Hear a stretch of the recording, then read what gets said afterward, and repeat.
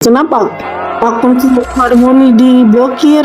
Ini ngelek-ngelek nah. Ih, Diblokir sama siapa? ini kakak blokir.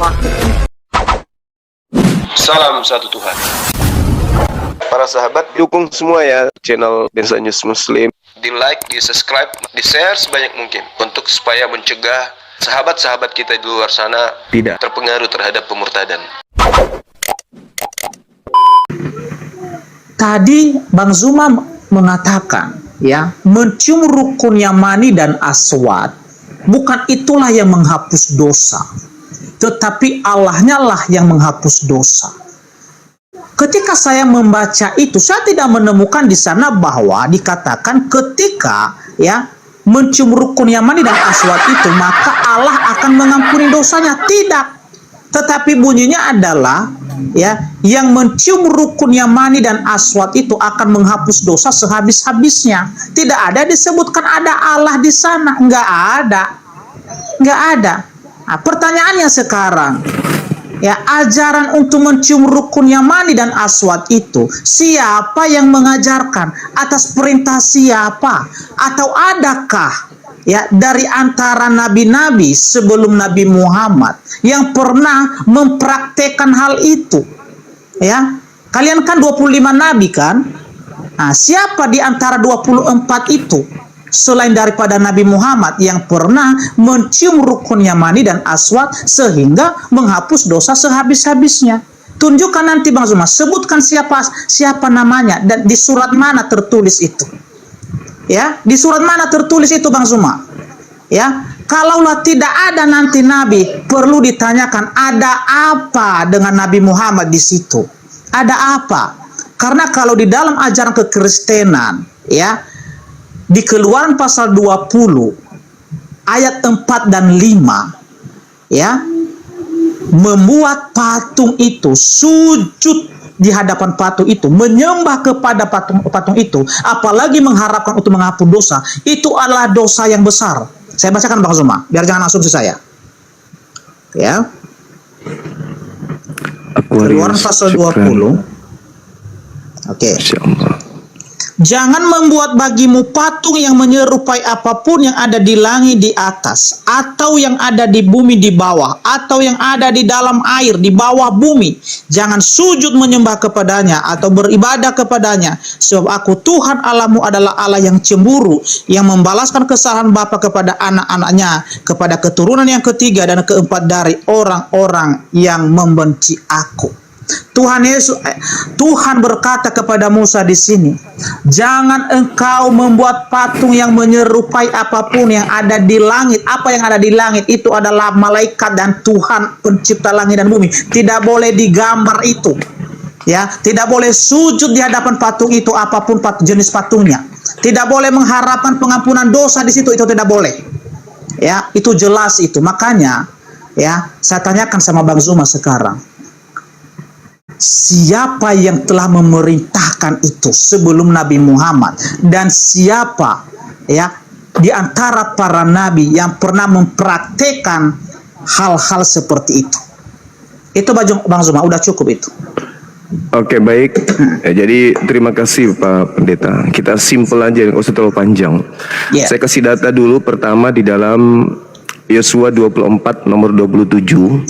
Di situ ada batu yang menjadi saksi. Oke, Yosua, sabar dulu Bang. Yosua berapa? 24 nomor 27. Oke, langsung saja Bang ya. Bentar, Yosua 24 ayat? Ya, 27. Oke. Kata Yosua kepada seluruh bangsa itu, sesungguhnya batu ini akan menjadi saksi terhadap kita, sebab batu ini telah mendengarkan firman Tuhan yang diucapkannya kepada kita, dan dia akan menjadi saksi terhadap kamu supaya kamu jangan menyangkal Tuhanmu. Satu. Yang kedua, kalau Anda melihat Yesaya 6 nomor 6 sampai nomor 7, di situ sudah dilakoni oleh orang-orang terlebih dahulu sebelum Nabi Muhammad. Dikatakan di sana, tetapi seorang dari serafim yang terbang. Yesaya berapa Bang? Yesaya 6. Oke, Yesaya 6. Yesaya 6 ayat nomor 7, 6 dan 7. Oke, bentar ya. Yesaya 6 ya. ayat 7. Oke, lanjut Bang. Siap. Nah, di situ dikatakan bahwasanya ada serafim yang terbang di mana di tangannya ada bata atau ada bara atau batu bara yang kemudian diambilnya dengan sepit di atas misbah. Diambil di atas misbah. Batu itu diambil di atas misbah. Apa yang terjadi kemudian? Ia menyentuhkan kepada mulutmu. Batu itu menyentuh mulutmu. Lalu setelah batu itu menyentuh mulutmu, lihat, batu ini telah menyentuh bibirmu, maka kesalahanmu telah dihapuskan dan dosamu telah diampuni. Apakah batu bara yang menghapuskan dosa tadi? Tentu tidak. Itu real, itu fakta. Nah, ketika Anda bertanya, siapa yang diikuti oleh Nabi Muhammad? Ya, saya sudah menuliskan itu. Dan kenapa diikuti ajaran Nabi Muhammad? Karena Allah sendiri mengatakan, ati'ullah wa ati'ur rasul. Taatlah kepada Allah dan taatlah kepada Rasul. Apa yang diperintahkan oleh Rasul? Diperintahkan untuk kemudian mengusap atau mencium batu hajar aswad itu. Yang pertama, bisa jadi mengikuti kata Yosua. Batu itu akan menjadi saksi bahwa engkau telah datang dari Makassar ke Mekah demi untuk memenuhi kewajibanmu sebagai seorang muslim. Dan batu itu akan menjadi saksi bahwa Bang Suma tahun sekian memang betul-betul mengikuti instruksi Rasulmu untuk datang bersiara menyentuh batu tersebut. Yang kedua, ya saya sudah membuktikan itu kan. Bagaimana menyentuh bara itu bisa menghapus dosa. Dan Anda tidak bisa memungkiri itu. Kenapa kami umat Islam kemudian mengikuti? Ati'ullah wa ati'ur rasul bil bayyinati was subur wa anzalna ilaika dzikr litubayyana linnas ma nuzila ilaihim wa la'allahum yatafakkarun. Apa yang diterangkan oleh Nabi Muhammad itu yang kami ikuti. Qul in kuntum tuhibbunallaha fattabi'uni yuhibbukumullah wa yaghfir lakum dzunubakum wallahu ghafurur rahim. Siapa yang mengikuti Nabi Muhammad, maka dosa-dosanya akan diampuni. Nabi Muhammad perintahkan, kamu menyentuh batu hajar aswad itu, dosamu akan diampuni. Nah, tuh. Udah selesai sebenarnya sampai di situ. Nah, sekarang permasalahannya saya sudah tuntaskan. Sekarang tolong, siapa yang dicontohi oleh orang Kristen mempersembahkan darah manusia untuk dosa manusia, untuk dosa Kristen? Kewajiban saya sudah selesai. Sekarang kewajiban saudara saya pendeta, tolong Kristen menebus dosa dengan darah manusia itu mengikuti siapa selain Dewa Molok? Silakan. Iya. Baik. Ya, menarik teman-teman ya. Jadi begini. Bang Zuma tadi ya, aduh. Subhanallah, makasih abangku Raja Bintang. Silakan. Iya, sabar ya.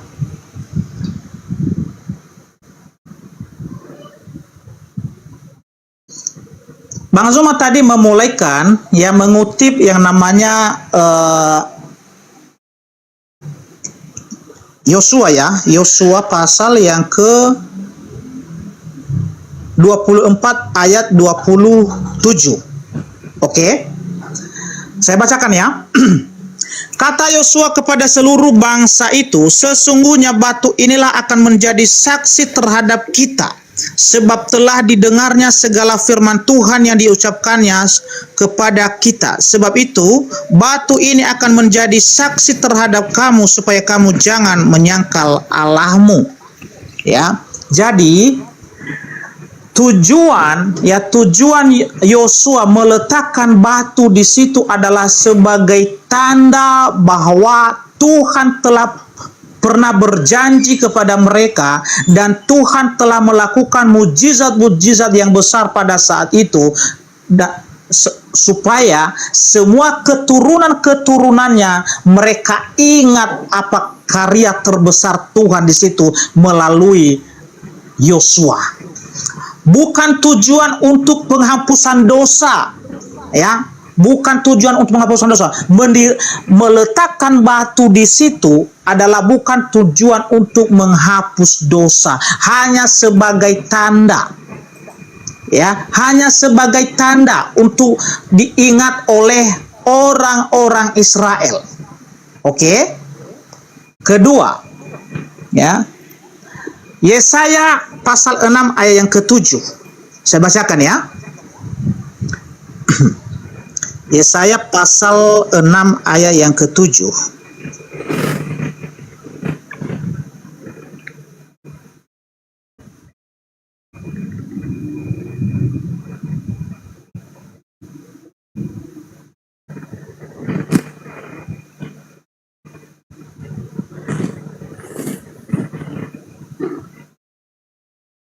Ya, baik.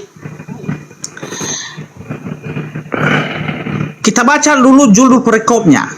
Yesaya 6. Tuhan memanggil ya dan mengutus Yesaya. Ya.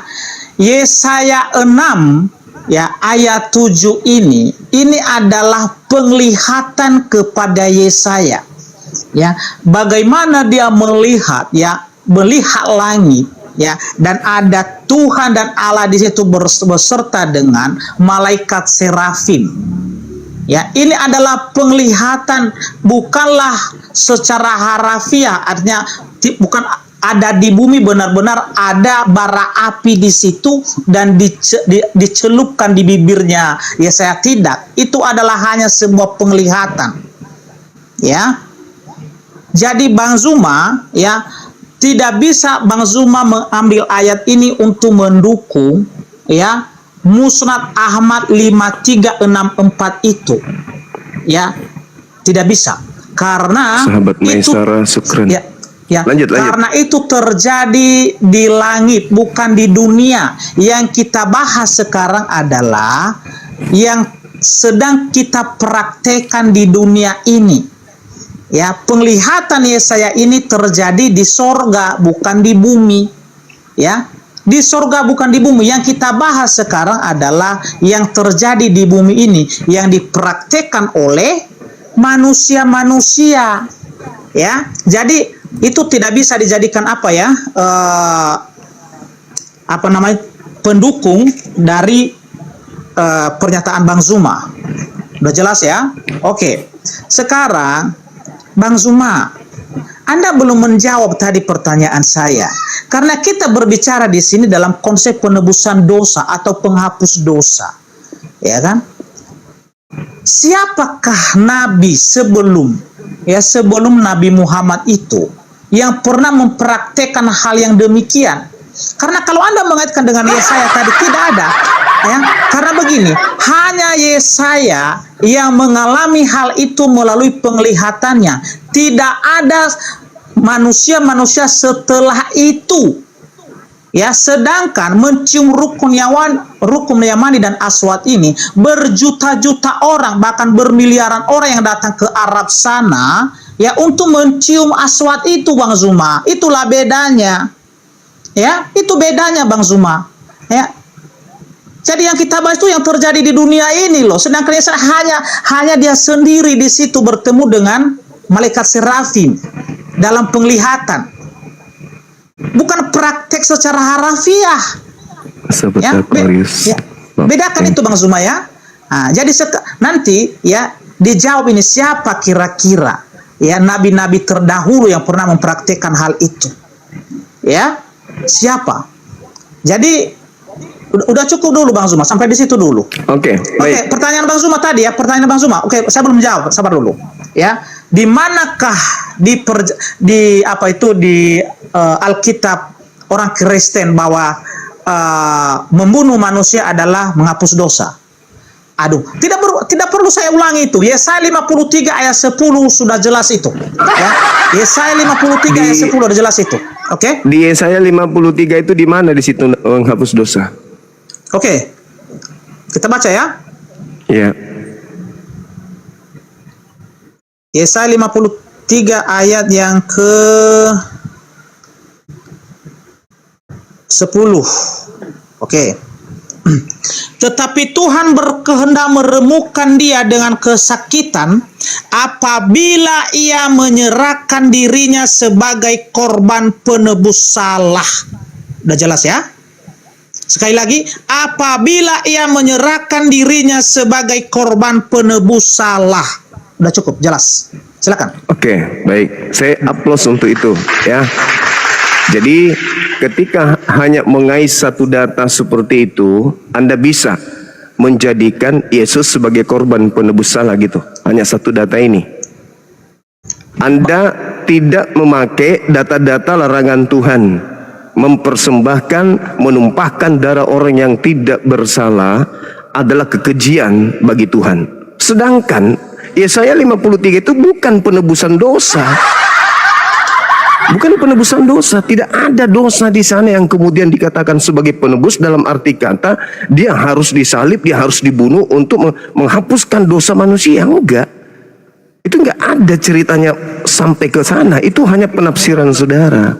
Nah, kemudian ketika Anda bertanya bahwasanya apakah ada yang dipercontohkan, tadi sebenarnya Anda itu giliran nyerang Islam tidak baca perikop, giliran membela iman baca perikop.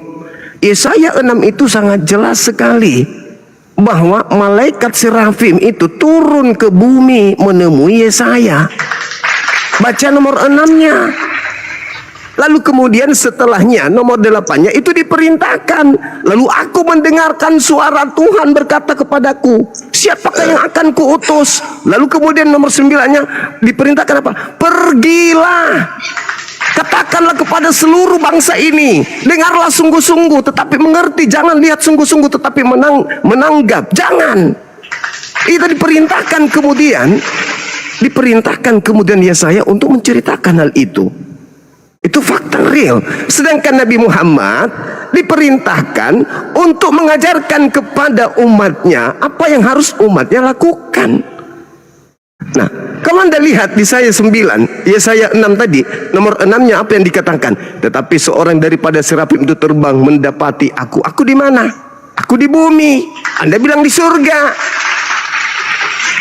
Lalu itu menyentuh bibirnya. Batu itu menyentuh bibir, dosanya dihapuskan.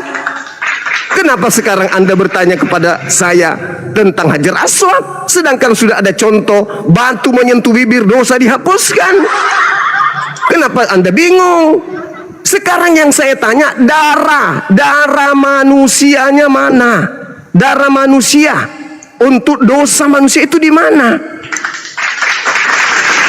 Karena orang-orang Yahudi mempersembahkan darah binatang. Di mana darah manusianya? Yesaya 53 berbicara darah enggak? Ada bicara darah dipersembahkan, ditumpahkan di situ? Ya enggak ada. Jadi Anda hanya cocokologi kitabnya orang Yahudi, padahal itu sama sekali tidak berbicara tentang Yesus. Dari data 1, data 2, data 3, tidak ada yang cocok dengan Yesus di sana, tapi dicocok-cocokkan. Nah, yang saya pertanyakan tadi kepada saudara, pertumpahan darah manusia untuk dosa manusia itu mana dalilnya? Yesaya 53 nomor 10 itu tidak kena di sana. Kemudian kalau Anda mengatakan itu adalah untuk Yesus, jelas sekali di dalam Matius 23 tadi, saya ulang lagi, saya harus jelaskan. Orang yang menyalib, orang yang membunuh nabi-nabi, orang bijaksana, ahli Taurat yang diutus kepada mereka tidak lolos dari api neraka. Kok sekarang Kristen bisa selamat karena menyalib? Coba Anda tunjukkan kepada saya dalil di mana Yesus mengatakan bahwa dia akan disalib demi untuk menyelamatkan orang-orang berdosa. Itu di mana dalilnya? Silakan. Oke, Bang Zuma ya. Ya, jadi begini ya. Yang pertama tadi saya tanggapi adalah mengenai ketika Bang Zuma mengatakan tidak ada darah di sana, hanya nyawa. Ya, di Yesaya 53. Nyawa pun tidak ada di situ. Ya, sabar dulu, Bang. Nyawa pun tak ada di Yesaya 53 itu, nggak ada. Ya. Oke. Anda tidak bisa memberikan nyawanya, Bang. Memberikan nyawanya itu. Artinya jelas di sana ketika Anda memaksakan itu Yesus, berarti Yesus kan sudah mengatakan tadi. Di Matius 23 kan Yesus mengatakan bahwa keturunan daripada mereka yang menganiaya tidak akan lepas dari neraka. Itu satu. Yang kedua, ketika Anda membaca data 10, coba tunjukkan di mana keturunan Yesus. Kalau itu Yesus, udah. mana keturunannya? Silakan. Oke, udah. Ah, Oke. Begini, ya. Bang Zuma tadi mengatakan itu kan tidak dikatakan bahwa tidak ada nyawa di situ atau darah di ayat 10. Oke. Tetapi ingat Bang Silakan. Zuma, ya, di ayat 12 itu sudah jelas-jelas mengatakan bahwa ada nyawa di situ Bang Zuma. iya, Ya kan? silakan. Kita baca ya. Iya. Nah, dari ayat 10 dikatakan, tetapi Tuhan berkehendak meremukkan dia dengan kesakitan. Apabila ia menyerahkan dirinya sebagai korban penebus salah, ia akan melihat keturunannya, umurnya akan lanjut dan kehendak Tuhan akan terlaksana olehnya. Sesudah kesusahan jiwanya, ia akan melihat terang dan menjadi puas. Dan hambaku itu sebagai orang yang benar akan membenarkan banyak orang oleh hikmatnya, dan kejahatan mereka dia pikul. Sebab itu aku akan membagikan kepadanya orang-orang besar sebagai rampasan, dan ia akan memperoleh orang-orang kuat sebagai jarahan, yaitu sebagai ganti, karena ia telah menyerahkan nyawanya ke dalam maut. Udah? Karena ia telah menyerahkan nyawanya ke dalam maut. Apa itu nyawa? Oke. Kita cek. Oke. Apa itu nyawa? Sabar dulu. Apa itu nyawa? Imamat 17 ayat 14. Oke. Silakan. Imamat 17 ayat yang ke-14. Oke. Ya, karena darah itulah nyawa segala makhluk. Sebab itu aku telah berfirman kepada orang Israel, darah makhluk apapun janganlah kamu makan, karena darah itulah nyawa segala makhluk. Oke, jelas di sini ya. Darah itu adalah nyawa. Ya, darah itu adalah nyawa. Jadi jelas tadi tertulis di ayat 12, Yesus memberikan nyawanya, menyerahkan nyawanya ke dalam maut. Jadi nyawa adalah darah. Oke. Baik, pertanyaan saya. Sabar dulu Bang Zuma. Ini tadi saya sudah bilang sama Bang Zuma, saya hanya sampai jam 1. Oke. Tapi jangan langsung pergi ya. Oh iya, enggak. Sabar. Karena kita belum tuntaskan Ya, sabar dulu. nomor 10 Ya. sampai nomor 12-nya nanti. Ya, masih ada nanti waktu lain Bang Zuma. Mau berapa jam kalau saya tidak Iya, kalau tidak sibuk, begitu, saya ladenin. kalau begitu kesimpulan dari saya, kalau Anda memaksakan ini Yesus, mana keturunan Yesus itu satu. Yang kedua nomor 12-nya dikatakan kepadanya orang-orang besar sebagai rampasan, aku akan membagikan kepadanya orang-orang besar. Siapa orang-orang besar yang diberikan kepada Yesus?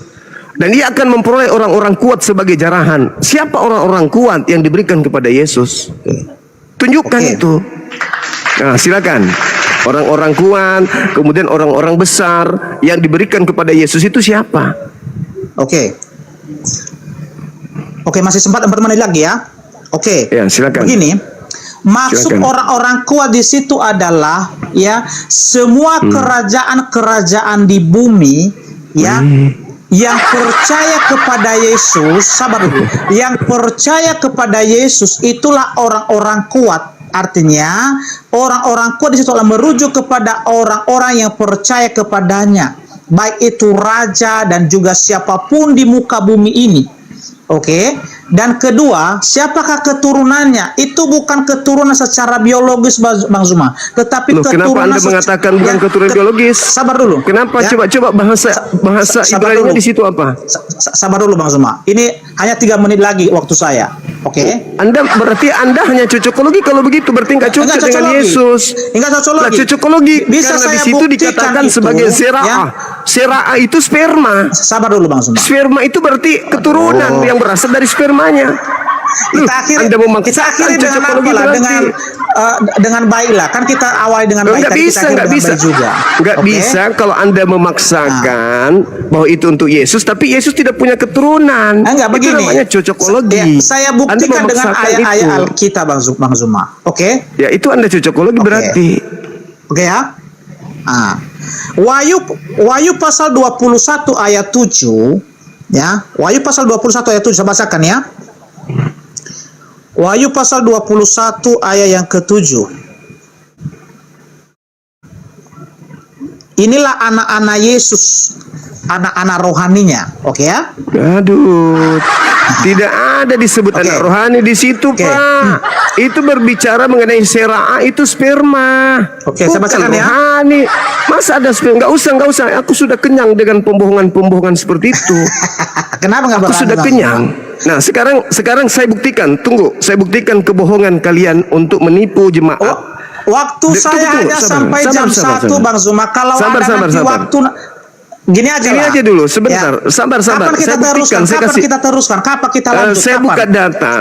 Tentukan. Tinggal Nggak, dulu. kapan Kan masih kita ada 2 lanjut menit. ini? Kan masih ada 2 menit. Katanya masih ada 2 menit. Tadi 3 Oke. menit. Ini aku buktikan betapa Kristen itu memaksakan untuk Yesus itu sebagai orang yang duduk di Yesaya 53 ini. Meskipun dipaksakan ya.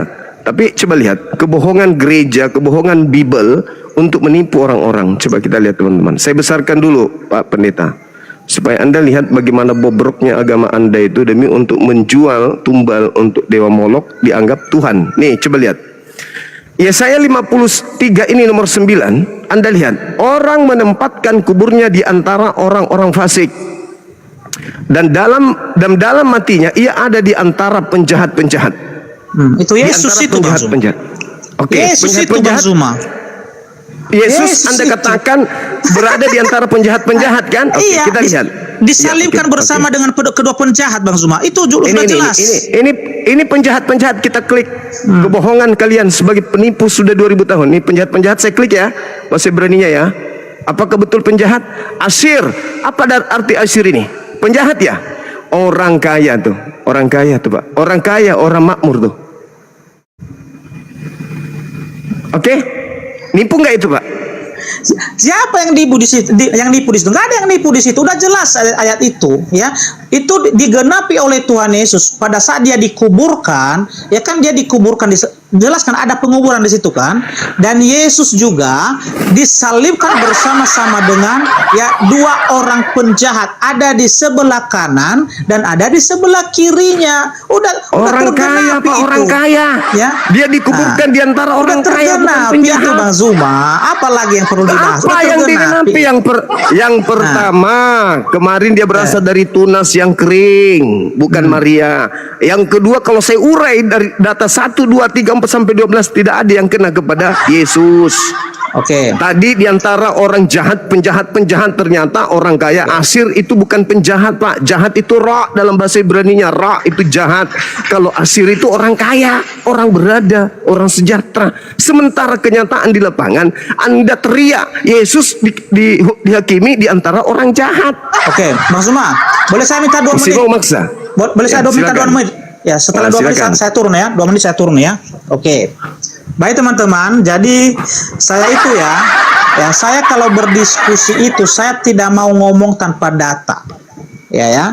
Jadi ya, pertama saya membuktikan bahwa Yesus itu benar-benar punya anak-anak rohani.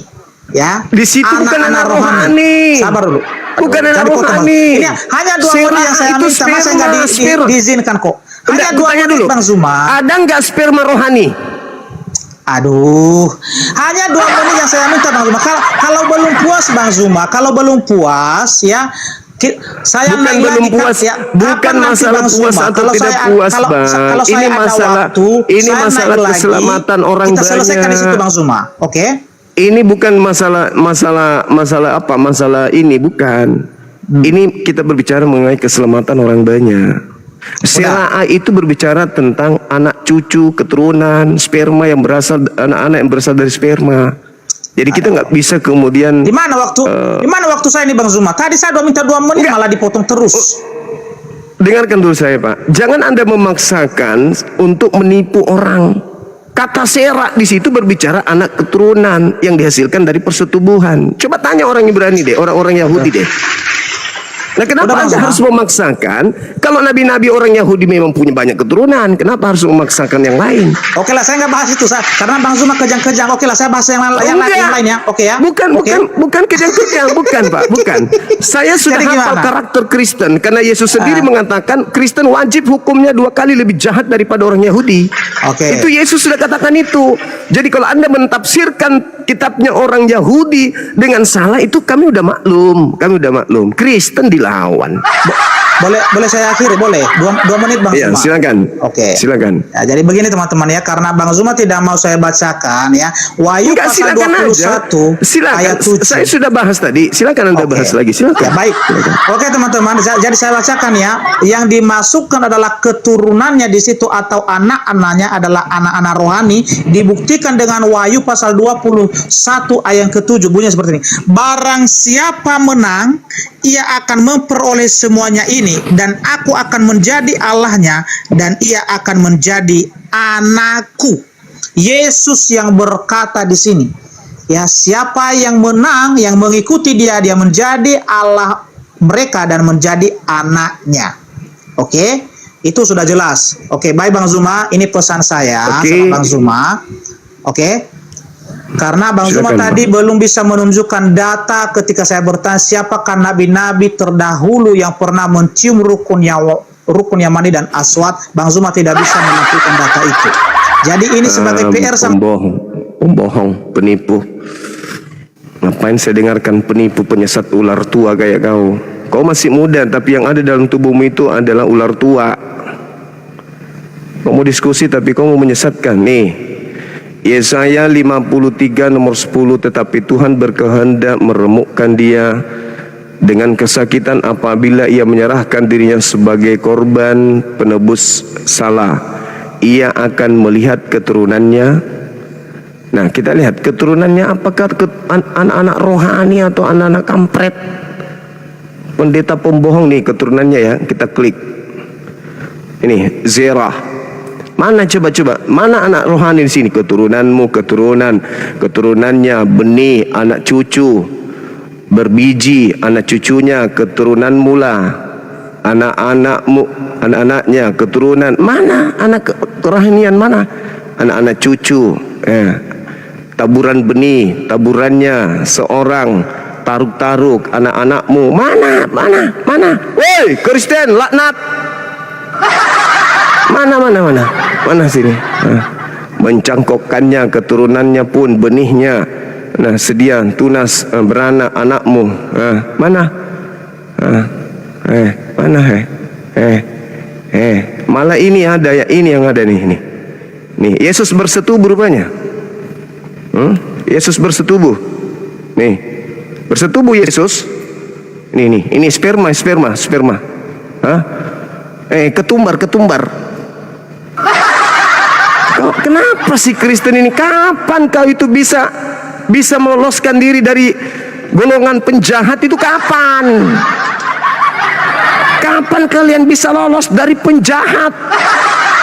Kapan kalian berhenti untuk nipu orang gitu loh? Kamu pikir sekarang itu masih bisa nipu-nipu orang gitu? Gak bisa nipu-nipu lagi sekarang, gak bisa. Kapan sih kalian sadar gitu loh? Kita hanya butuh kalian itu orang-orang terpelajar dari kalian itu benar-benar jujur kepada umat. Jangan menipu. Jangan membohongi dengan titel kalian itu sebagai sarjana teologi, jangan. Benar-benarlah kalian ini. Kapanlah kalian bisa sehat, bisa sadar?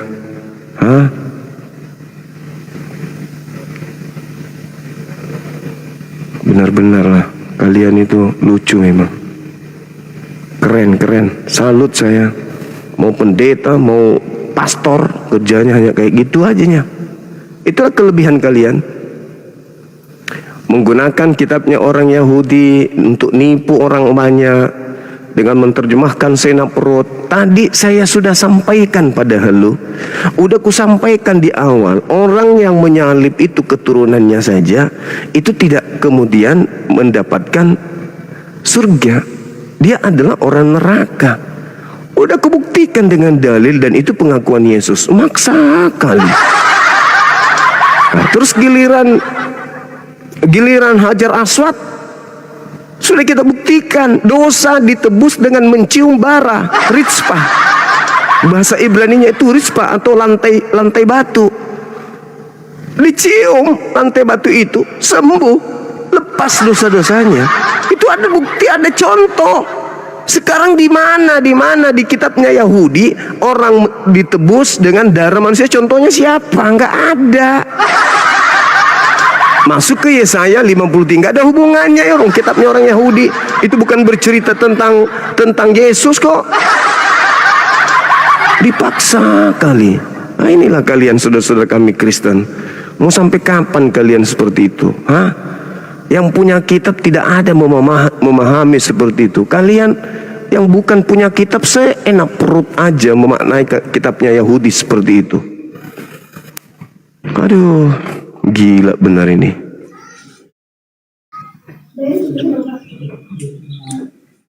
Halo, semangat siang. Ini pastor lagi nih, pastor. Sama aja juga ini 1 2 3 ini. Penyakitnya sama. Halo, semangat siang. Anda tadi sudah mendengarkan pastinya Pak Pastor. Bisa nggak setelah ini kita minta dari Anda sebagai tokoh dari agama Katolik untuk membuktikan kepada orang banyak bahwa orang-orang Yahudi menghapus dosa dengan mempersembahkan anak manusia. Silakan.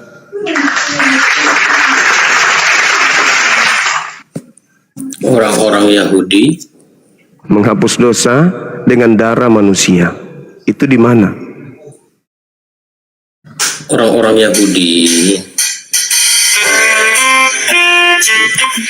orang-orang Yahudi kalau di dalam kitab Perjanjian Lama itu korban pengampunan itu dengan menumpahkan darah, karena itu konsep ibadah simbolik. Darah apa? Bukan hanya orang darah Yahudi. orang, darah orang atau darah manusia? Oke.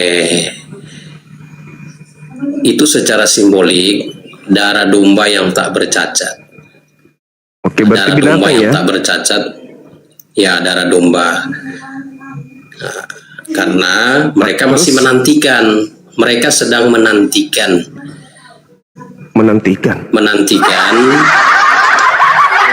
juru selamat itu. Makanya dijanjikan kepada mereka melalui kitab nabi-nabi bahwa juru selamat itu akan datang. Dan dengan cara apa ketika dia datang? Untuk digerek. Ya, juru selamat itu, ibadah korban itu adalah gambaran. Ya, Berarti itu adalah gambaran dari berarti menurut saudara domba-domba, sapi-sapi, lembu-lembu itu juru selamat bagi Yahudi? itu gambaran, itu simbol. Enggak gambaran simbolik. Orang Yahudi ketika Iya, karena mereka sabar. Orang Yahudi ketika mereka menyembelih hewan kurban berupa sapi, apakah dosa mereka benar-benar dihapus? Iman mereka kepada juru selamat. Iman mereka kepada juru selamat. Yang saya tanya, ketika seekor lembu sapi dipotong untuk dosa mereka, yang menghapus dosa mereka ini adalah sapinya atau siapa? Juru selamat yang akan datang. Itu iman. Mama. Enggak, orang Yahudi kan diperintahkan Pak, Imamat 1 nomor 2, katakanlah kepada orang Israel, apabila mereka hendak melakukan penebusan dosa, hendaklah mempersembahkan hewan, domba, kambing, sapi, lembu.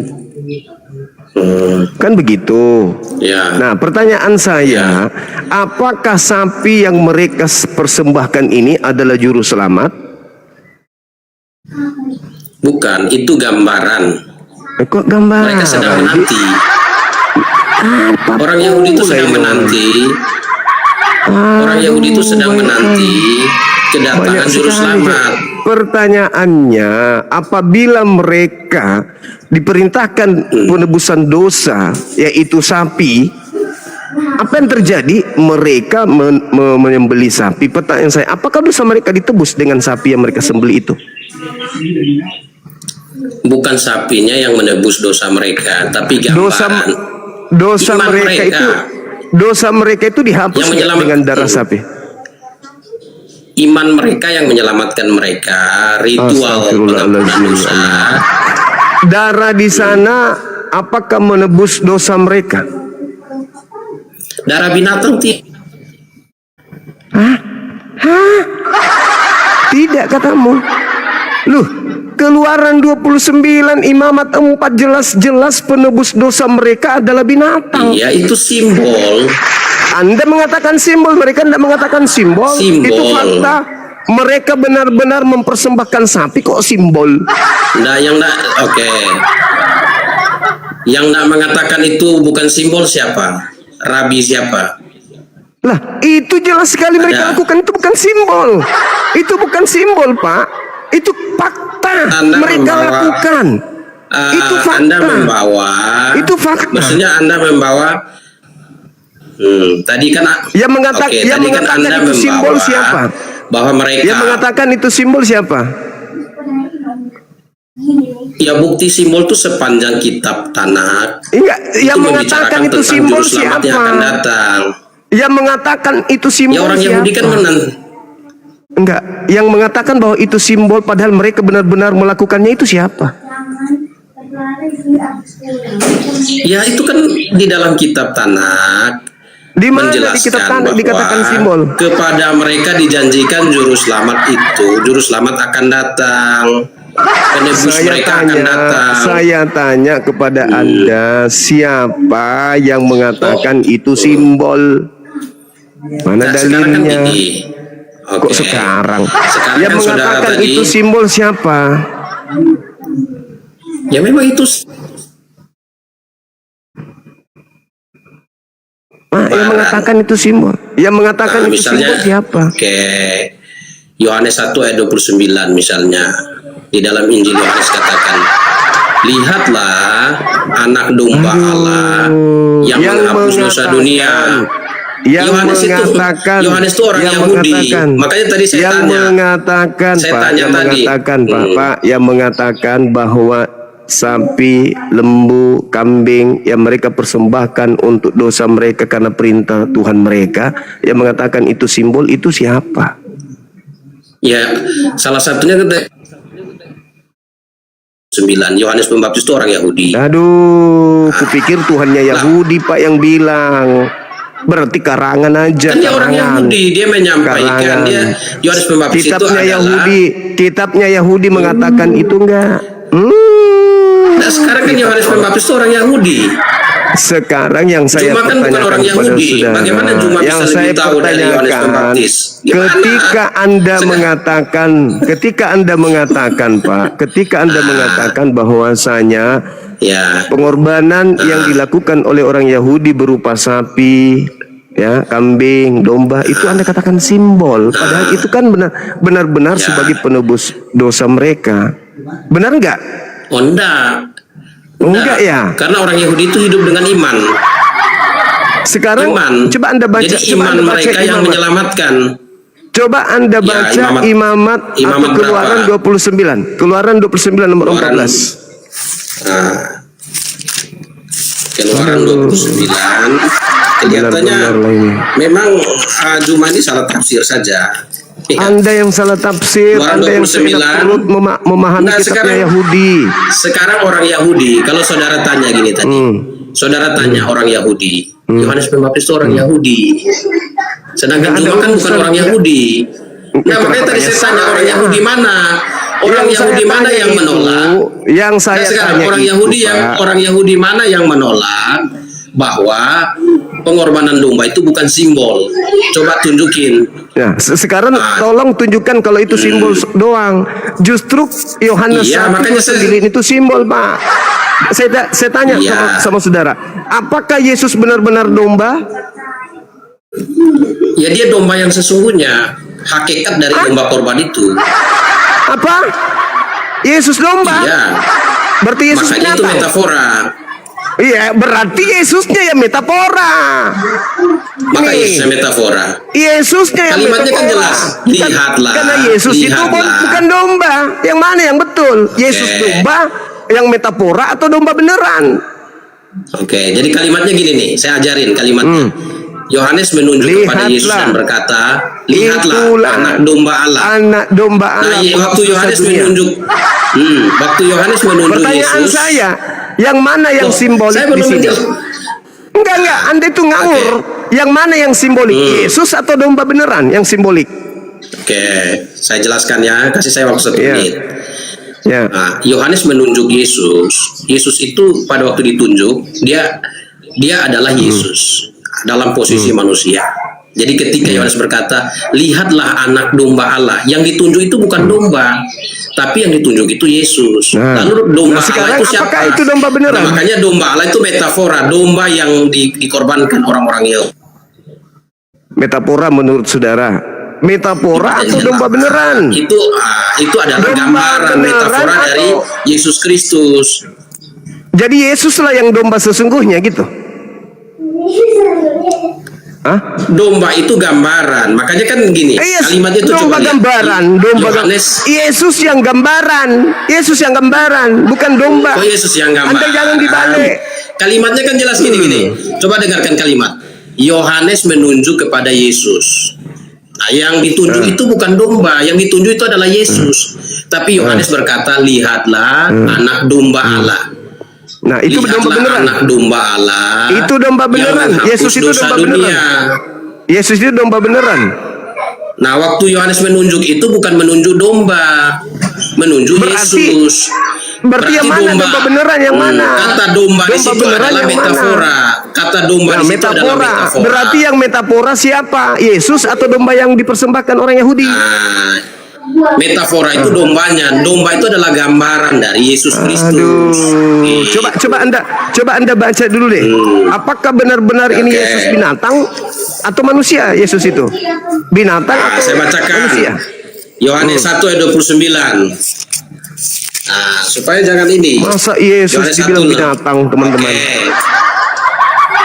Pada keesokan harinya, Yohanes melihat Yesus. Nah, ini Yohanes melihat Yesus, bukan melihat domba. Oke. Nah, melihat ini kan apa? Hanya orang gila Iya. yang tidak paham itu, Pak Pastor. Hanya orang gila yang nggak paham. Yang oke, saya jadi gini. tanya kepada Anda, dengar dulu. Yang mana yang metafora di sini sebenarnya? Yesus Gampang sebagai domba. memahami. Yesus sebagai domba, binatang, atau domba sebagai Yesus? Yang mana yang metafora di sana? Oke, saya jelaskan ya. Iya. Nah, dari Yohanes 1 ayat 29 ini kan kata melihat. Yohanes tidak melihat domba. Yang Yohanes lihat itu Yesus. Jadi metaforanya mana? Selama ini kan yang mereka persembahkan domba beneran, Pak. Domba beneran yang mereka persembahkan. Hanya domba selama beneran, ini, Pak. domba yang dipersembahkan itu datanglah adalah Kristen, simbol. datanglah Kristen. Astagfirullahaladzim. Ya mana yang simbol? Ya, gimana? Orang Itu domba-domba simbol. beneran kok. Dombanya Yesus yang yang simbol. simbol karena dia bukan binatang. Ya Allah, dibolak-balik. Nah, sekarang saya tanya gini. Orang Yahudi itu sedang menanti kedatangan Mesias. Sampai sekarang kan Yudaisme masih menanti. Oke. Iya betul. Kami juga Mereka imani mengorbankan itu. domba itu. Nah, mereka mengorbankan domba itu. Itulah gambaran dari Mesias yang akan datang. Saya minta dalilnya. Gitu. Di mana di kitabnya Yahudi begitu? Mana dalilnya? Ngarang. Ya, Yohanes Pembaptis ini kan orang Yahudi. Di kitabnya Yahudi Yohanes tuyul Pembaptis yang berkata, ditanya. pada keesokan harinya. Astagfirullahaladzim, ya Allah ya Karim. Di kitabnya Nanti Yahudi. saya kasih kitab Pak. Taurat. Ya, Silakan tunjukkan. Oke, di Silakan dalam kitab orang Yahudi dari Imamat ada 7 berapa? pasal yang bicara Ya, tentang silakan. simbol pengorbanan domba. Kok Imamat simbol? pasal 1. Dari mana Anda mengatakan Ayat simbol 1 sampai sementara 7. mereka benar-benar orang mempersembahkan benar-benar domba kok Iya. simbol pula kau bilang. Ya sekarang gini, mereka mempersembahkan itu tapi mereka sedang menanti. Enggak ada hubungannya Mereka dengan itu. menunggu. Enggak ada hubungannya ada persembahan hubungannya. domba dengan menanti Mesias. Loh. Emang Anda pikir, dengar. Emang Anda pikir bahwa yang mereka tunggu binatang apa? Ini orang sudah Nah, makanya tua, terbalik, ya. cara berpikirmu terbalik. Cara Anda yang berpikirmu terbalik. memasukkan Kalau mereka tumbuh pengajaran binatang, sesat mereka tidak ke korbankan dalam konsep binatang. agama orang. Sekarang Anda masuk di Keluaran 29 Bukan 14, agama baca dulu itu. orang. Agama Yahudi emang agamamu? Hah? Taurat itu kitabmu? Kalau Yahudi, ya Taurat kitab kami. Dari mana? Coba kau tunjukkan legalitasmu menggunakan Taurat itu di mana? Oke. Taurat itu adalah firman Allah. Enggak, saya enggak tanya itu tuh. Yang saya tanya, legalitasmu sebagai pastor menggunakan kitabnya Yahudi apa? Legalitasnya buktinya saya pakai ini. Ini saya Ya, pakai, pencuri nggak ada itu yang komplain. namanya. Itu namanya perampok. Kalau Pencuri itu namanya. Itu yang pencuri menuduh namanya. itu yang, nah, ini Itu fitnah. yang mencuri kitabnya Sekarang kamu Yahudi. Nah, Itu mencuri sekarang kitabnya gini. orang Yahudi. Nah, lihat. Mana buktinya mencuri? Klaim kitabnya orang. Sekarang Mana tunjukkan buktinya? Nah, sekarang ini tunjukkan kamu udah nuduh, saya tunjukkan bertanya, mana legalitas. buktinya? Tunjukkan legalitas kitab Legalitas Taurat. ini. Mana legalitasnya? Legalitasnya kami pakai, tidak ada yang nuntut. Jadi Siapa begitu. yang nuntut? Orang punya Iya. kalau diambil nggak ada yang nuntut boleh gitu. Iya, dan memang ilegal punya kami, makanya tidak ada yang nuntut. Bagaimana mau dituntut sama yang punya? Wong itu cuma terjemahannya. Ya ini aslinya Kamu juga hanya ada di sini nih. kamu hanya mengambil Nggak usah terjemahan bodoh-bodohin kitabnya orang. Yahudi. Nah, kamu Sekarang ini. sekarang Makanya saya tunjukkan bilang, kepada saya. kalau memang kami Tunjukkan mencuri, kepada saya. cuma- Dengar. Nah, sekarang dengar. gini, kalau kami mencuri, Dengarkan saya. Siapa yang menuduh kami? Dengarkan saya supaya kau waras. Dengarkan saya.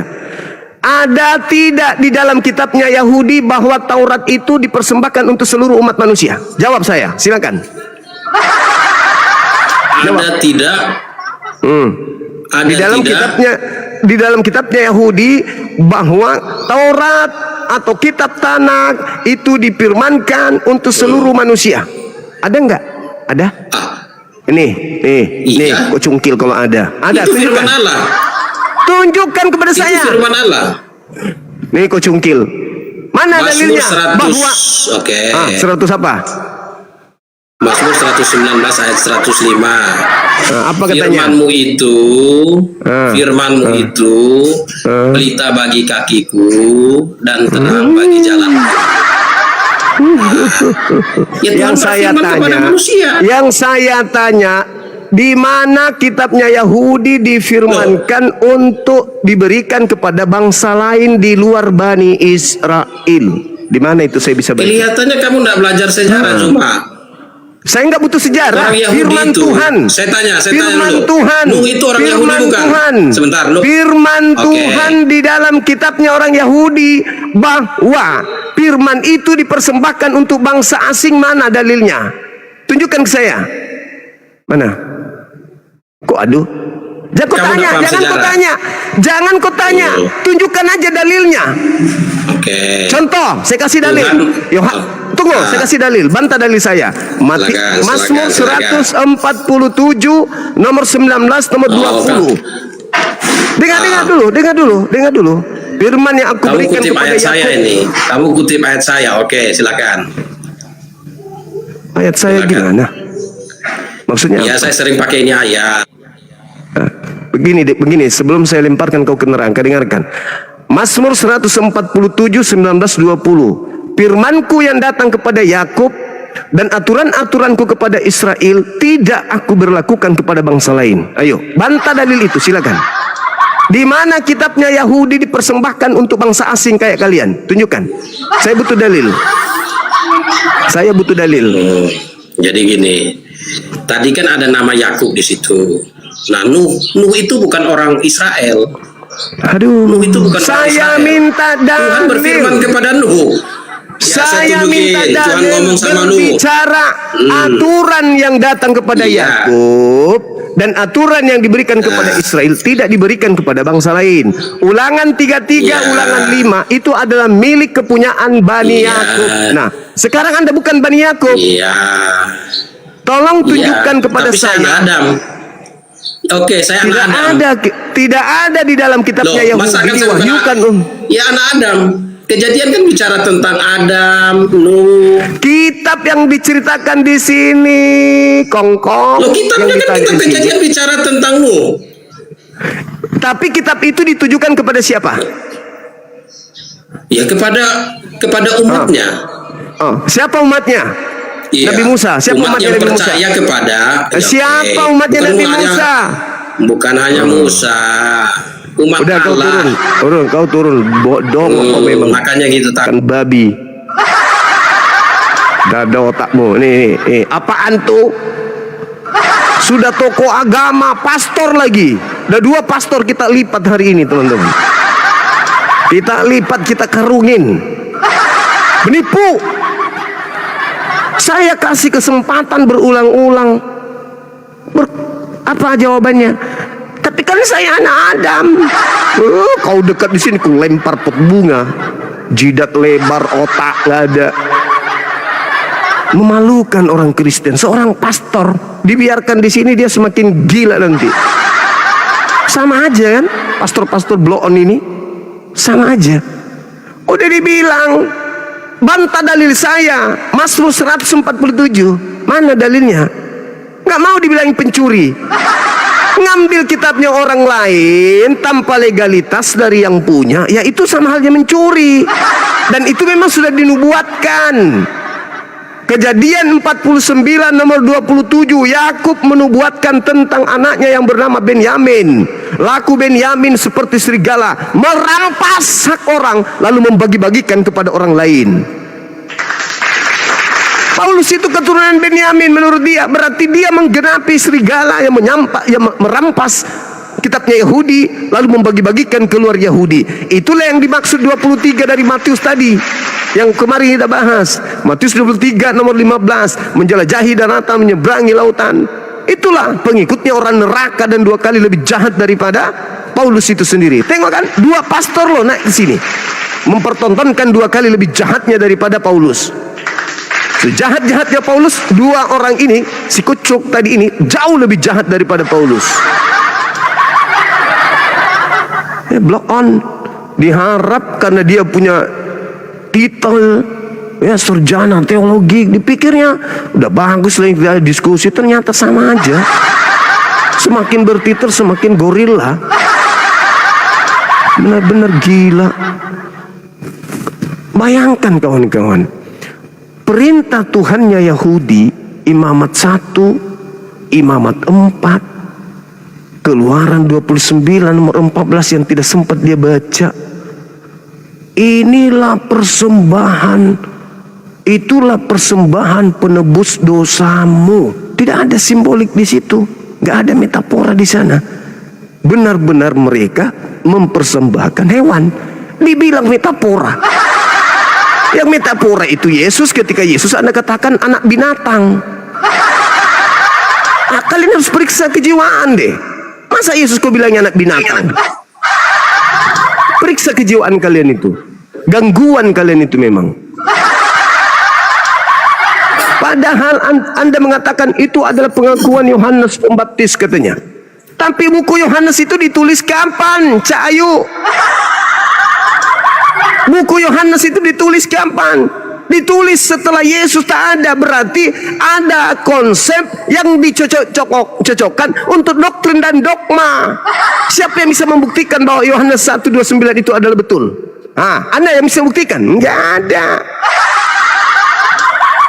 Itu cocokologi. Bahkan penulis buku Yohanes pun tidak ada yang tahu siapa namanya.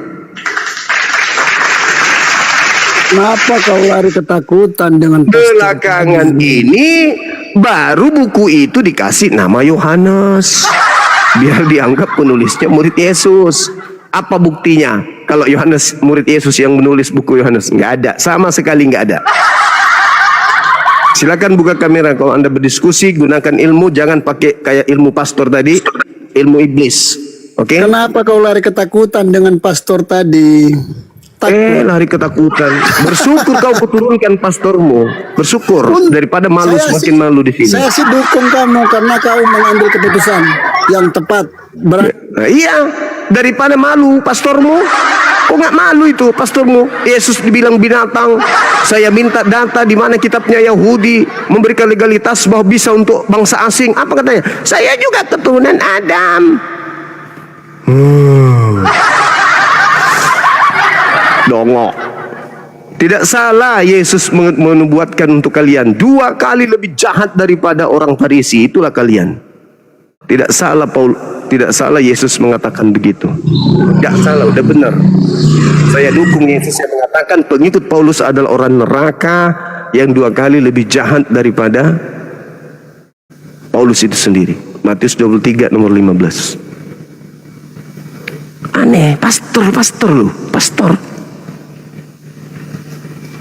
Silakan naik yang lebih tinggi ilmunya yang tadi. Itu tadi tidak ada ilmunya. Yesaya 53 diobok-obok, dibilangnya penjahat-penjahat tapi orang kaya. Dibilangnya sperma rohani, keturunan rohani, pada tidak ada dalilnya. Zira'ah itu tidak, bukan keturunan rohani. Ada aja nih. Cuma betul pastor. Iya. Cuma Iya, gimana? siapanya nabi sebelum nabimu yang mencium batu aswad itu? Siapa? Tadi saya sudah menjelaskan sama saudara. Nabi-nabi sebelumnya. Tadi saya sudah menjelaskan. Setiap nabi memiliki syariat masing-masing. Nabi Musa punya syariat. Orang masing-masing punya syariat. Nah, siapa juga nabi yang mempersembahkan manusia sebagai penebus dosa? Kalau saya contohkan tadi Yesaya 6 sudah ada. Nomor 6, nomor 7. Yosua 24 nomor 27. Bagaimana batu ternyata bisa mendengar. Batu bisa mendengarkan firman Tuhan. Berarti batu bertelinga. Dan batu akan berbicara di hadapan Tuhan. Berarti batu bermulut. Kenapa kalian bingung? Tertulis di dalam kitab yang kalian ambil dari agama lain, kalian tidak percaya. Hanya karena sakit hati dengan kesempurnaan Islam gitu. Islam menyatakan kebenaran, tertulis di Bible, kalian cemburu. Wah, baca satu perikop, itu bukan di bumi, itu di surga. Pret, baca nomor 6-nya. Baru kalian tahu. Silakan buka kamera, saudara-saudara yang mau berdiskusi. Silakan. Saudara Yesi, buka kameranya kalau dari non Muslim, silakan. Jangan marah-marah, Bung. Nyantai aja. Saya nggak marah, Bang. Saya memang tegas kepada orang yang ingin menyesatkan manusia. Saya tegas, bedakan marah dengan tegas. Percuma saya di sini kalau saya membiarkan penyesatan itu berlaku. Nggak bisa dong. Data ada datanya kok. Maksa. Hikmah itu tidak mesti lemah lembut dalam berbicara. Keras, tegas itu juga hikmah. Apalagi kepada orang kafir. Waduh, mau berlemah lembut soal agama, sudahlah. Anak orang aja dibilang Tuhan. Kamu berlemah lembut sama orang seperti itu, digilas kalian. Apapun bisa dimanipulasi sama mereka. Apalagi mau berbicara lemah lembut, boleh kalau orang itu mau mendengarkan, mau melihat data. Ini enggak, data semua ditabrak. Jelas-jelas kok di situ datanya, semua ditabrak. Hanya untuk apa? Hanya untuk menggiring manusia ke neraka jahanam. Silakan kita diskusi.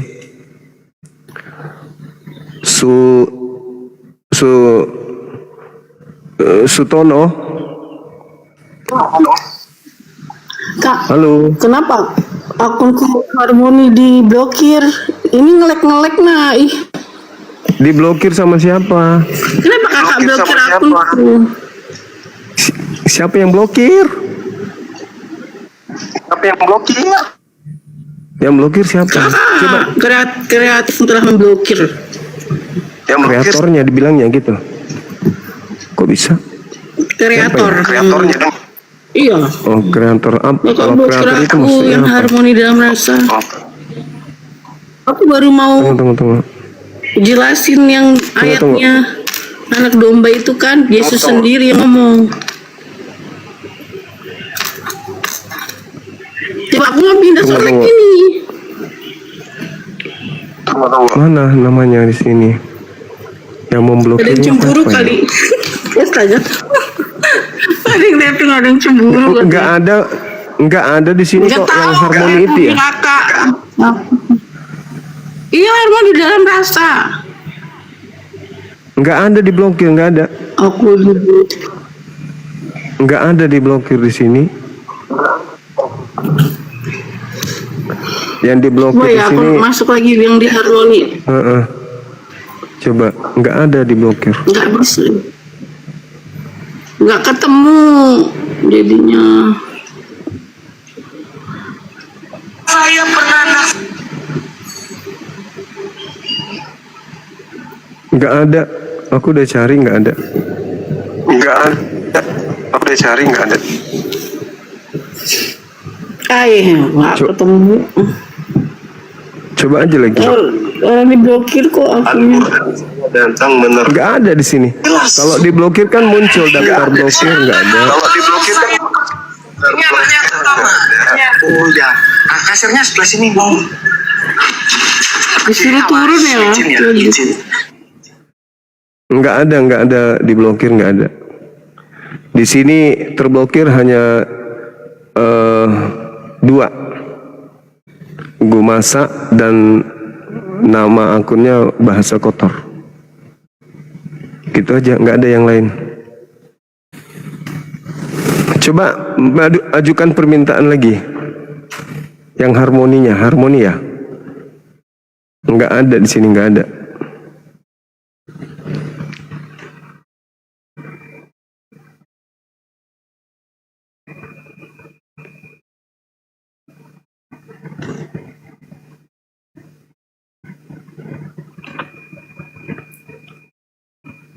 Iya, turun dulu, cek lagi.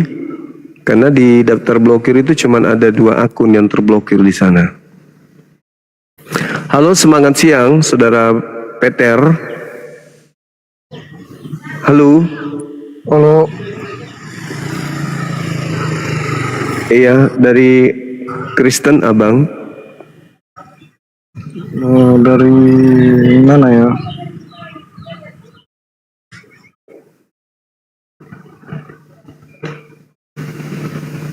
Asalnya aja dia nggak tahu dari mana.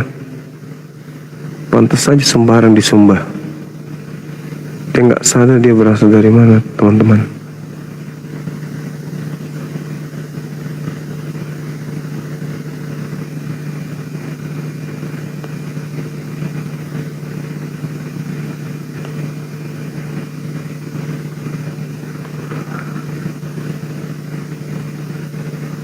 Kita kirim ke pendeta-pendeta yang lain ya.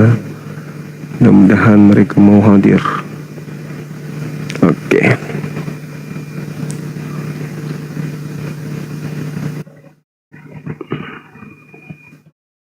Putra Kayung Utara. Halo, semangat siang. Oh, selamat siang, Pak. Siang dari Kristen. Aduh, maaf. Salah tekan, Pak. Islam ya. Oke. Alhamdulillah, makasih Bang, terima kasih.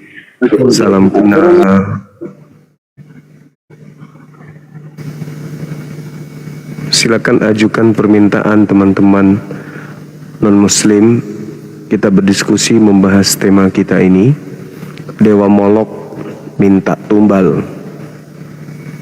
Kalau pencipta langit dan bumi enggak minta tumbal, hanya minta kurbanot, persembahan untuk mendekatkan diri kepadanya. Gitu. Halo Kak, selamat sore. Sore. Diblokir enggak kan? Tadi diblokir, sekarang sudah bisa.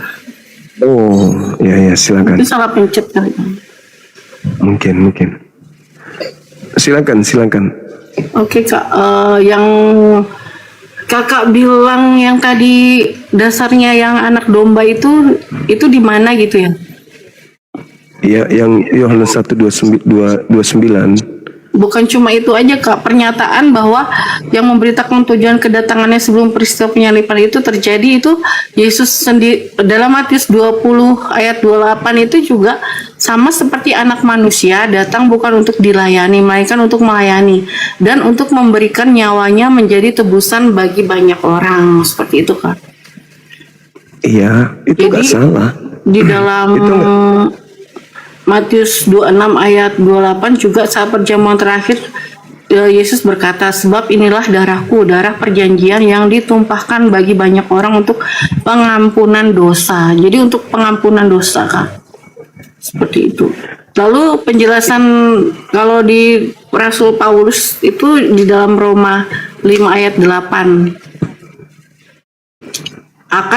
Tetapi Allah menunjukkan kasih-Nya kepada kita oleh karena Kristus telah mati untuk kita ketika kita masih berdosa. Oke. Terus di dalam 1 Korintus 15 ayat 3, sebab yang sangat penting telah kusampaikan kepadamu ialah bahwa Kristus telah mati karena dosa-dosa kita sesuai dengan kitab suci.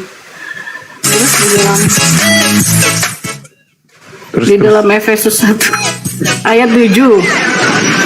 Bluetooth disconnected. Oke. Sebab Silakan. di dalam Dia dan oleh darahnya kita beroleh penebusan, yaitu pengampunan dosa menurut kekayaan kasih karunia-Nya. Lalu ada juga penjelasan tentang Rasul Petrus. Petrus 2 ayat 24. Ia sendiri telah memikul dosa kita di dalam tubuhnya di kayu salib, supaya kita yang telah mati terhadap dosa hidup untuk kebenaran. Oleh bilur-bilurnya kamu telah sembuh. Jadi bukan berarti tuh kita hidup di dalam dosa, Kak.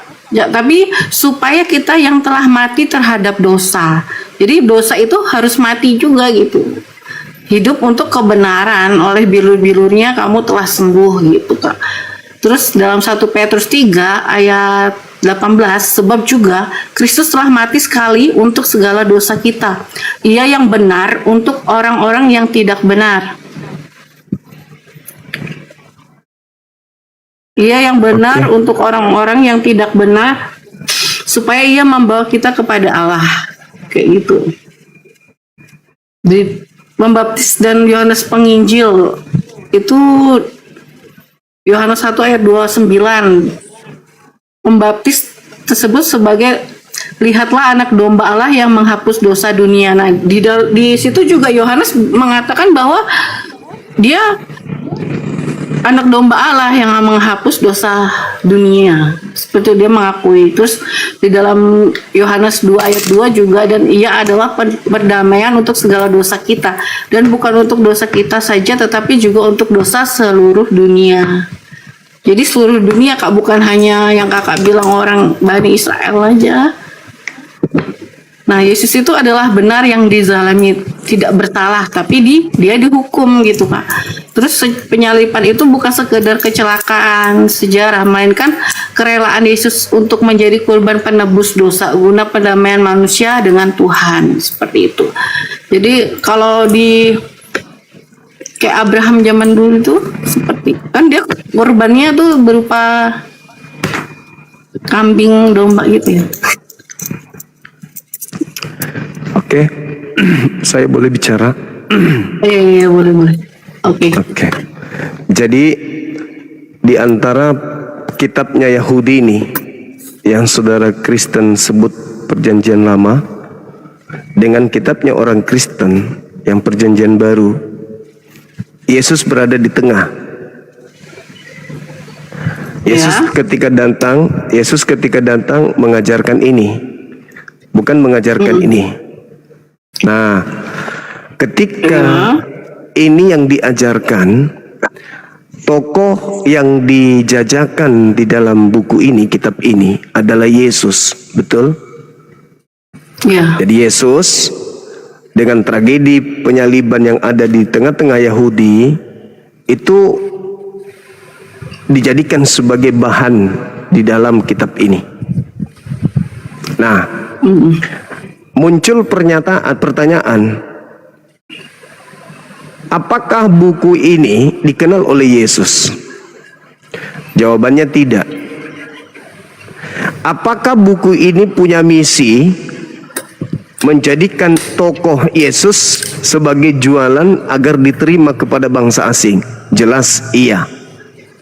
Jadi kalau adik ini kemudian membaca surat-surat atau data-data untuk melegalkan Yesus sebagai kurban, maka itu wajar Anda menggunakan itu. Kenapa?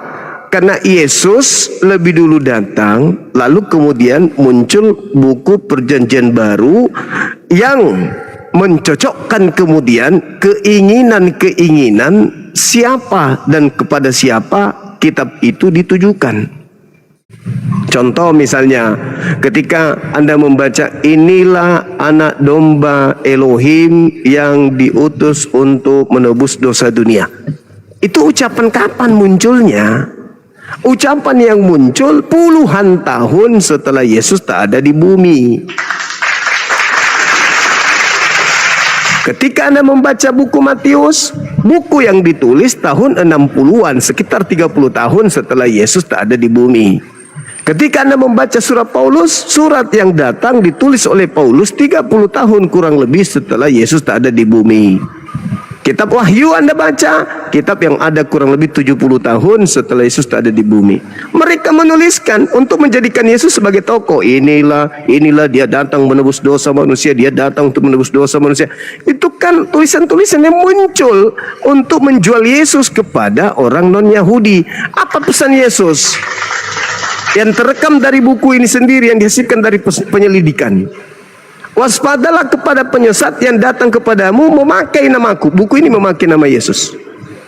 Memakai namaku untuk menyesatkan banyak orang. Ini yang dipakai. Nama Yesus dijual di sini untuk menyesatkan banyak orang. Sekarang apa pembuktian kebenaran dari kalimat saya itu? Ada enggak konsep penebusan dosa dengan menggunakan membunuh manusia di kitab ini? Atau hanya buku ini aja yang menceritakan dengan mengais-ngais data-data di sini yang dicocok-cocokkan sekiranya mungkin bisa mendukung Yesus laku dijual di luar sana. Itu dulu. Ada nggak Yesus mengajarkan, ada nggak Musa mengajarkan seperti pola yang diajarkan oleh Kristen hari ini? Ada nggak dosa ditebus dengan darah manusia? Itu ada nggak? Yang kita temukan di dalam kitab ini larangan membunuh orang benar, larangan mempersembahkan manusia kepada dewa Molok, larangan menumpahkan darah orang benar. Yang ada di sini, yang ada di sini. Tetapi kitab ini mencoba kemudian menjual Yesus sebagai korban penebus dosa dunia. Berarti tergenapi ajaran Yesus yang muncul di kitab itu sendiri. Waspadalah kepada penyesat yang datang kepadamu memakai namaku dan berkata akulah Kristus. Mereka akan menyesatkan banyak orang. Berarti buku ini yang dimaksud. Yang pertama. Yang kedua, coba Anda baca 2 Petrus 2. Anda baca Ulangan 4. Jangan kau menambahkan, jangan kau mengurangi apa yang telah aku firmankan kepadamu agar engkau hidup. Dilarang menambahkan ini. Nah, di dalam Petrus menerangkan 2 Petrus 2 nomor 1, sebagaimana dahulu di tengah-tengah kalian muncul nabi-nabi palsu, demikian juga sekarang muncul pengajar-pengajar palsu yang memasukkan pengajaran yang membinasakan. Nah, maksudnya apa? Ini kitabnya Yahudi, ada yang memasukkan pengajaran palsu masuk ke sini yang membinasakan manusia. Mana pengajaran palsu itu? Ini PB masuk ke dalam kitabnya Yahudi. Padahal Ulangan 4 jangan kau menambahi, ditambahkan dengan PB sehingga menjadi satu kitab. Jadilah seperti kitab Anda sekarang ini, PB Perjanjian Baru dan Perjanjian Lama digabung. Kitabnya orang Yahudi yang adalah firman Tuhan digabung dengan karangan-karangan manusia yang dihasilkan dari penyelidikan. Jadilah satu kitab. Tergenapilah kemudian yang diajarkan oleh 2 Petrus 2:1 tadi. Kemudian 2 poin ini saya katakan kepada saudari bahwasanya Yesus tidak pernah mengenal buku ini. Yesus tidak pernah memberikan legitimasi kepada buku ini. Tetapi orang yang mengimani kitab ini akan ngotot mengatakan Yesus itu Yesus itu Yesus itu Yesus. Padahal buku ini muncul belakangan untuk dicocok-cocokkan agar Yesus bisa dijual ke bangsa Roma, Yunani dan bangsa asing lain. Silakan. Jadi kan tadi kakak menyebut bahwa Musa ya, tentang Musa ya. apakah ada gitu ya menyebut bahwa dari darah nyawa gitu kan. Ini aku mau jelasin tentang Musa menulis aturan dasar tentang kurban dalam hukum Taurat. Itu di dalam Imamat 17 ayat 11 ya. Karena nyawa makhluk ada di dalam darahnya, dan aku telah memberikan darah itu kepadamu di atas mezbah untuk mengadakan perdamaian bagi nyawamu, karena darah mengadakan perdamaian demi nyawa. Nah, dosa itu berat. Pelajaran dari Musa itu, dosa itu berat dan upahnya adalah maut atau nyawa. Harus ada nyawa yang keluar atau darah untuk pergantian nyawa manusia yang berdosa ya, bang, berdosa. Kaitan dengan Kristen, di zaman Musa yang dipakai adalah darah hewan atau sapi atau kambing. Namun hewan tidak setara dengan manusia, maka Yesus datang sebagai manusia sempurna untuk menjadi kurban yang sebanding dengan nyawa manusia. Nah, kalau peristiwa saat bangsa Israel hendak keluar dari Mesir itu ya, Musa memerintahkan mereka untuk menyembelih domba dan membubuhkannya darah pada ambang pintu. Pelajaran Musa hanya rumah yang ditandai dengan darah yang selamat dari hukuman mati. Kaitan dengan Kristen, Yesus disebut sebagai domba Paskah kita. Darahnya menjadi tanda perlindungan supaya kita selamat dari hukuman kekal. Bukan berarti kita itu membunuh Yesus atau apa, tapi kan memang itu sudah perjanjian Tuhan sendiri itu, Kak. Seperti kayak di Yesaya itu kan sudah dituliskan bahwa akan datang seorang anak itu kan, jadi Mesias, itu sudah tertulis sebelumnya. Nah, Oke, jadi gini. Ya, itu. Ketika kita melihat pola yang ada di agama Yahudi ya, taruhlah misalnya di Imamat 4 itu dipersembahkan untuk imam lah. Imam yang dipersembahkan adalah domba, kemudian ada yang dipersembahkan lembu, ada yang dipersembahkan kambing jantan, kambing betina, dan seterusnya. Maka yang terjadi polanya di sana adalah orang datang mempersembahkan domba, disaksikan oleh imam-imam, dipersembahkan di atas mezbah, darahnya dipercikkan atau dibakar segala macam. Itu adalah tradisi. Yang terjadi di Yesus itu tidak begitu. Yang terjadi di Yesus itu adalah pembantaian, penganiayaan. Karena ketidakpercayaan manusia sama Yesus kan, dia kan di situ kan dia menyebutkan mereka pikir tuh dia menyamakan diri dengan Allah dan mereka itu nggak percaya gitu, makanya Yesus itu dibunuh gitu, dibantai seperti itu. Coba dibaca Yohanes 10:36-nya. Yesus kan sudah mengatakan itu, bahwa aku tidak menyamakan diriku dengan Allah. Bukan, aku tidak pernah menyamakan diriku dengan Allah. Kalian wahai orang-orang Yahudi yang salah paham dan memaksakan itu. Enggak ada kok Yesus mengatakan aku menyamakan diriku dengan Allah. Coba Yohanes 10:36 kan dijawab sama Yesus di sana. Yesus sendiri yang membantah kalau dia tidak menyamakan dirinya dengan Allah. Enggak ada Yesus menyamakan dirinya dengan Allah. Coba dibaca. Apakah dia menyamakan dirinya dengan Allah? Kan tidak. Aku dan Bapa adalah satu. Yohanes 10 berapa? Yohanes 10 nomor 36. 36 dia. Tetapi masihkah kamu berkata kepada Dia yang dikuduskan oleh Bapa dan yang telah diutusnya ke dalam dunia, engkau menghujat Allah, karena aku telah berkata aku anak Allah. Nah, Yesus hanya mengaku sebagai anak Allah kan? Masihkah kau mengatakan aku menghujat? Padahal aku adalah orang yang diutus untuk menyampaikan firman Allah, dan aku hanya mengatakan aku adalah anak Allah. Apakah kau masih mengatakan aku menghujat? Padahal aku hanya mengatakan aku anak Allah. Sedangkan orang-orang yang disuruh menyampaikan firman, boleh dia disebut sebagai Elohim atau Allah atau Adonai atau apapun itu. Nah, Yesus mengatakan aku tidak menyamakan diriku, aku hanya mengatakan aku adalah anak Allah. Anak Allah itu artinya hamba Allah atau imam atau nabi, bukan Allah itu sendiri, bukan Elohim itu sendiri. Jadi nggak ada data.